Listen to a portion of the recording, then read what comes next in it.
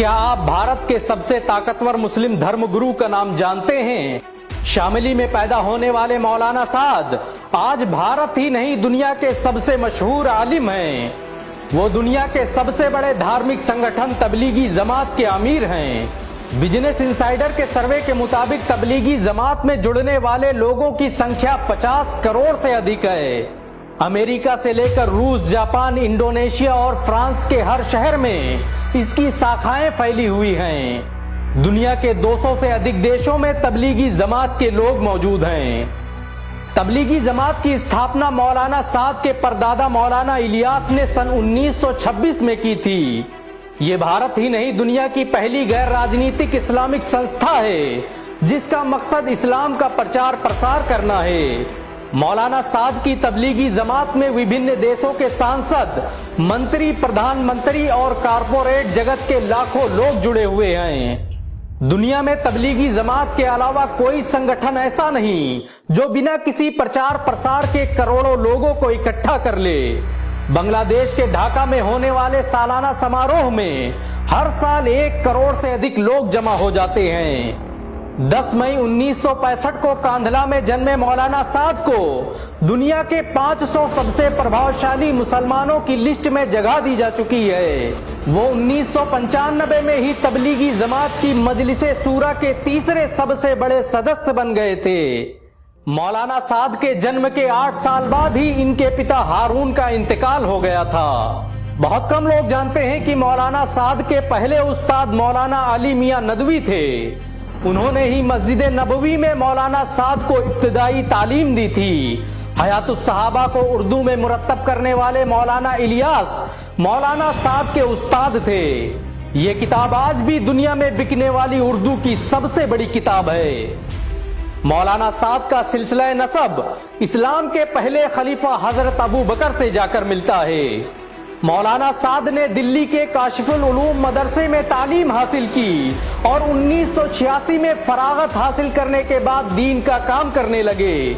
ये भारत के उन चुनिंदा लोगों में से हैं जिन्होंने इस्लाम की तबलीग के लिए पूरी दुनिया का सफर किया। रूस, जर्मनी, फ्रांस और अफ्रीका के जंगलों में भी इनके चाहने वाले मौजूद हैं।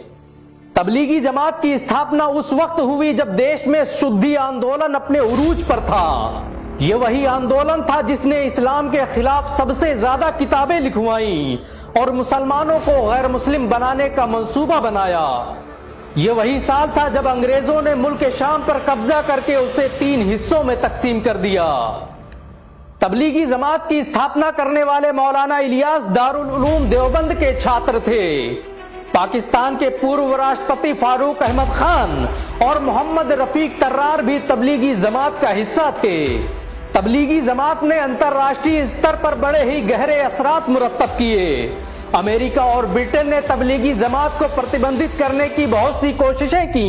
ब्रिटिश सरकार द्वारा इसके लिए भारत में बहुत से खुफिया अभियान चलाए गए। बहुत कम लोग जानते हैं कि तबलीगी जमात का पहला इज्तिमा 1946 में हुआ और इसकी पहली विदेशी जमात 1964 में युगांडा गई।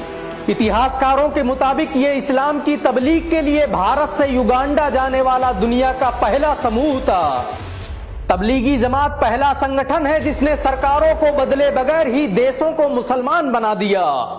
जबूती के जंगलों में होने वाले इज्तिमे में हर साल कई हजार लोग इकट्ठा हो जाते हैं। तबलीगी जमात दुनिया का पहला धार्मिक संगठन है जिसमें गूंगे भी इस्लाम की तबलीग का काम करते हैं। यमन और मलेशिया में होने वाले इज्तिमे में हर साल गूंगों की जमात निकाली जाती है। कांगो के जंगलों में दुनिया में सबसे पहले इस्लाम तबलीगी जमात ने ही पहुंचाया था। पिछले 5 सालों में कांगो में 5000 से अधिक लोग मुसलमान बन चुके हैं। ये पहला संगठन है जिसने दुनिया के हर देश को प्रभावित किया। 21वीं सदी में सबसे ज्यादा आलिम तबलीगी जमात ने पैदा किए। 1926 में जिस वक्त तबलीगी जमात का गठन हुआ उसी वक्त आरएसएस की बुनियाद रखी गई और उसी साल इजराइल जैसा देश अस्तित्व में आया। इतिहासकार लिखते हैं कि ऐसा लग रहा था जैसे किसी ने फिरौन के लिए भारत में मूसा पैदा कर दिया हो। आपको यह जानकर शायद हैरानी हो कि तबलीगी जमात में जुड़ा हर शख्स अपना खर्च खुद उठाता है। इसे आज तक किसी तरह के फंड की जरूरत महसूस नहीं हुई। दुनिया में बहुत से वैज्ञानिक आज तबलीगी जमात के काम करने के तरीके पर रिसर्च कर रहे हैं। इसे आर्थिक रूप से दुनिया का सबसे अमीर संगठन कहा जाता है। तबलीगी जमात दुनिया की सबसे बड़ी संस्था है जो जुआ शराब जैसी कुरीतियों के खिलाफ व्यापक अभियान चलाती है। इसमें काम करने वाले लोग अफ्रीका के जंगलों में जाकर लोगों को इंसानियत की शिक्षा देते हैं। भारत के हर शहर और गांव में तबलीगी जमात के लोग मौजूद हैं। तबलीगी जमात का हिंदुस्तान की आजादी में बड़ा किरदार रहा। मशहूर स्वतंत्रता सेनानी उबैदुल्ला सिंधी तबलीगी जमात का हिस्सा थे।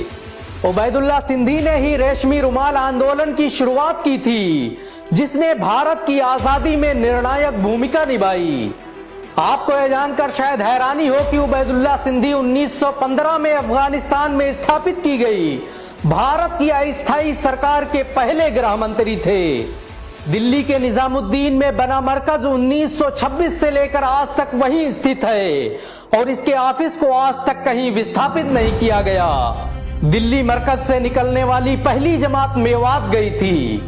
बहुत कम लोग जानते हैं कि शुरुआत में तबलीगी जमात में लोगों की संख्या 3 से 4 थी, लेकिन 1947 तक इसमें काम करने वाले लोगों की संख्या सैकड़ों में पहुंच गई।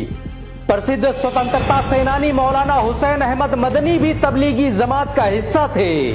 हुसैन अहमद मदनी ने ही अंग्रेजों के खिलाफ फतवा दिया था कि अंग्रेजों की नौकरी हराम है, जिसके बाद अंग्रेजों ने उन्हें बगावत करने के जुर्म में माल्टा में कैद कर दिया था।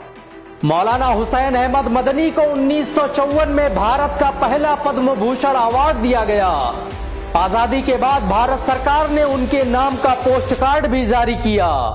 मौलाना हुसैन अहमद मदनी की नमाज जनाजा तबलीगी जमात से ताल्लुक रखने वाले मौलाना जकरिया ने पढ़ाई थी।